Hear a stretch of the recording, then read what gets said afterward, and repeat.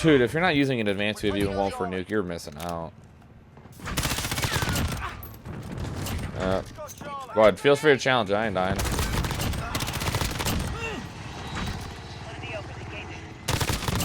Okay. Nice. Holy goodness. Dude, what in the world did we just do?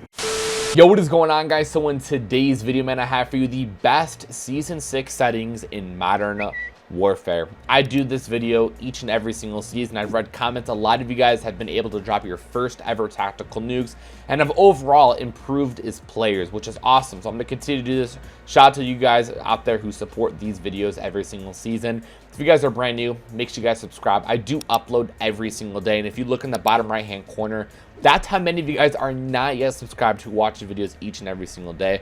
Drop a big fat like on today's video as well if this video does help you out. Share it around, let your friends know what the best settings are, all that type of good stuff. Now without further ado, man, let's hop into the best settings for Season 6. Now starting off for the button and stick layout, mine's default. I have a customized controller where I have buttons on the back.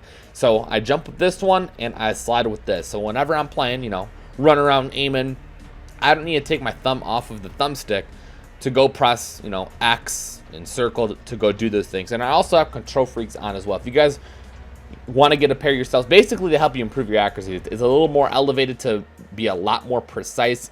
You guys could head to the link in the description down below, controlfreak.com. You guys could use code Frizz for a discount as well. They're really cheap, and you know the discount is going to help me and help you save money.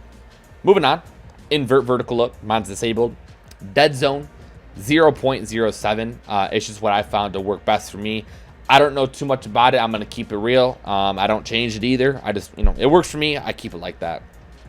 My sensitivity is a 7.7. Now listen, people always ask me what my sensitivity is. I want you guys to use the sensitivity that works for you. You know, just because it's working for me and I'm very successful using this sensitivity doesn't mean it'll work for you. You could start out at a 7.7. That's completely okay. Some of you may need to go higher or lower. All sensitivities are okay. It doesn't matter.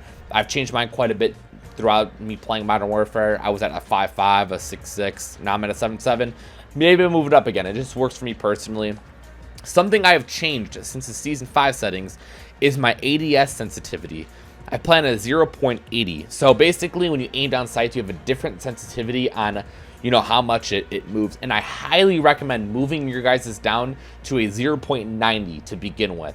It's helpful to be a lot more accurate, very precise. I've moved mine down just a little bit lower, and I've been having a lot of fun playing on this. It's crazy how much more accurate I have became moving this down to a 0.80.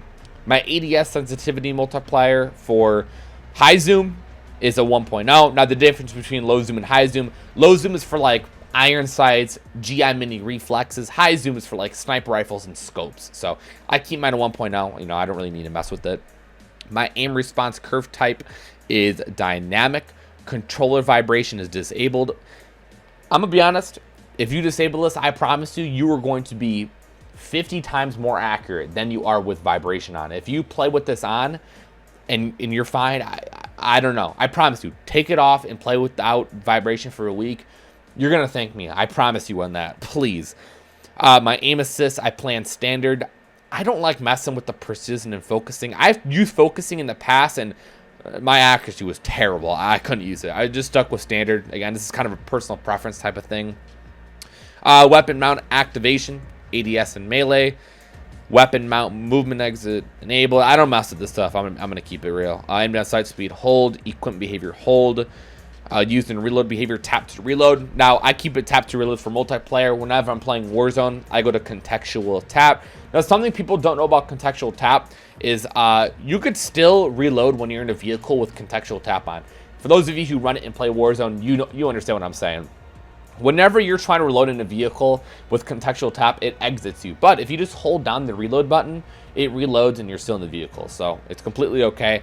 And when you're playing Warzone, you can just tap and just pick everything up. It's so much better. I highly recommend using contextual tap over tap to reload or any of the other options. But for multiplayer, I use tap to reload.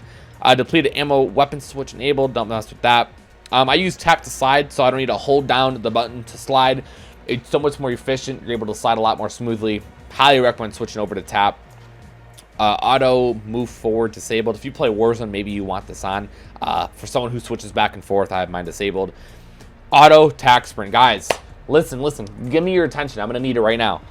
Please, for the love of God, put on auto tack sprint. If you do not have this on, you are messing up your controller. Whenever you want to run with your gun pointed up, you're flying across the map, you got to double tap the... You got to do all this. You got to press... Relax. You don't got to do all that. All you need to do is this. And you're running with your gun up. You're chill. You're all good. So I highly recommend putting auto tack sprint on. Tap to slide. Your movement is going to increase by a bunch. It's going to be so much easier to move around. Trust me on that, all right? So tap to slide, auto tactical sprint, vehicle camera center enabled, parachute auto deploy. And I have mine enabled. I'm not trying to face splat on the ground. Moving on to the general settings, I went ahead and put my brightness to 60. You guys can change this. You know, it depends on your monitor at that point, or whatever you're playing on your TV, your monitor. Just put whatever helps for you. Safe area. Didn't mess with film grain. I don't even think I messed with. Tooltips is on. Subtitles is off. English. Colorblind type. Guys, again, listen up. I'm gonna need that undivided attention. Ignore that. Anyways, Frizz, how will the enemy tag is yellow? Deuteranopia. I don't know how to say it. I don't know how to say it. It just starts with the D. Okay, it's the what is it? It's the third one, okay? Or the second one, whatever you want to call it. Deuteranopia. This is why my game looks as bright as it does. I also have filters on my monitor, filters on my game. This game is so dull and boring. I gotta make it look pretty. But if you're just trying to do the basics, Deuteranopia, throw this on. Your enemy tags will be yellow. It looks a little bit more vibrant. As you can see, you can just notice the difference when I'm going back and forth to them. Like, I don't know. I'm not a big fan. So I just use Deuteranopia. Colorblind target. I run interface. This might be the reason why. I don't know. I have this on. These are like my two significant colorblind changes. Colorblind type and target interface and Deuteranopia. So if you want your colors to look a lot more pretty, go ahead and throw this on. World motion blur and weapon motion blur. I'm going to be honest. If you have these enabled and you're playing, you're probably underperforming. Because I bet if you turn both of these off, you can perform 10 times better. All right, you're a better player with motion blur turned off. It's just too messy. You can't see everything correctly. Turn off motion blur. All right, it's going to help you in the long run in any scenario, whether it's multiplayer, Warzone. Trust me, you're going to become a way better player with world motion blur and weapon motion blur turned off. Minimap shape, I have mine square. If you guys can take a look at these pictures here, you could see a lot more of the map when it's square. So if you want to see a lot more, whenever you have like a UAV or an advanced UAV up, run square. You could see a lot more. Pretty simple and basic. Minimap rotation, mine is enabled. I get way too confused when I disable this, so I got to keep it enabled. Letters and numbers. Yeah, I just have it letters. I don't really look at that anyways. Text chat disabled. People be saying some weird, crazy stuff. Dismemberment and gore effects. Make sure you guys have this on. I'm pretty sure, like, if you have those dismemberment effect weapons, you won't really be able to see those if you have them disabled. So make sure you have that on. Audio settings. I mean, here you guys go. I don't really mess with any of this whatsoever. So, you know, there's that. I have crossplay on. People think I've turned my crossplay off, which is stupid. You get put in like higher ping lobbies, the connection isn't as good, so I got to keep crossplay on. You know, there's everything else if you care about it.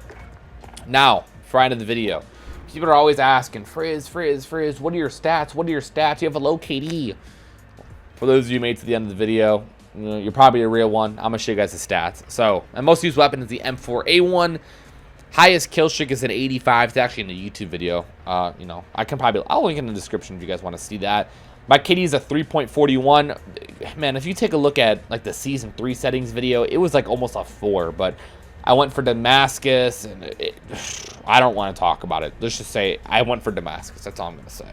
17 days played, 3,700 games played, almost 2,000 wins, 197 score per minute.